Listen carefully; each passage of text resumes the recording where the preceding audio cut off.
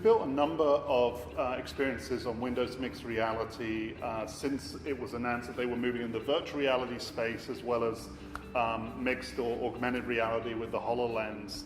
Our first major project on the HoloLens was actually part of the early access program before the more general release developers, and we built a really compelling holographic workstation for Citigroup to help their futures traders understand the state of the market in real time, get a sense of analytics and being able to drill into a specific financial instrument that they might be trading and collaborate with others.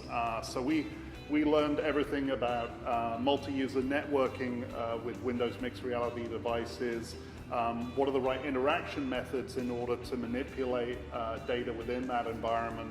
And those are lessons that we've then moved on to other clients and customers to leverage that capability. Yeah, I mean, I think the first device that came in, I believe, is the Acer. Our first instinct is, hey, all the stuff we built for HoloLens, how easy is it to get it to working on the mixed reality headset? So that's sort of the first foray into taking some of the projects over, and it was relatively easy.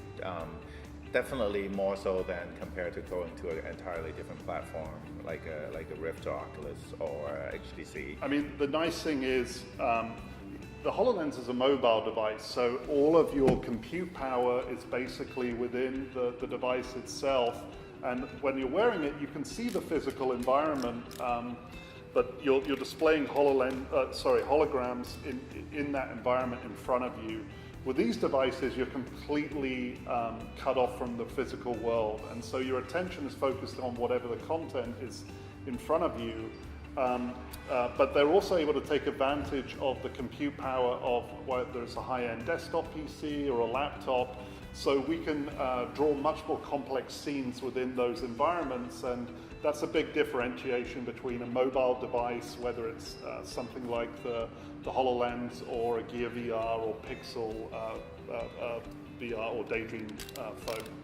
Yeah, that's definitely the advantage that a company like Microsoft, whom we both work at for many years, they get right is that they get the development tool sets right.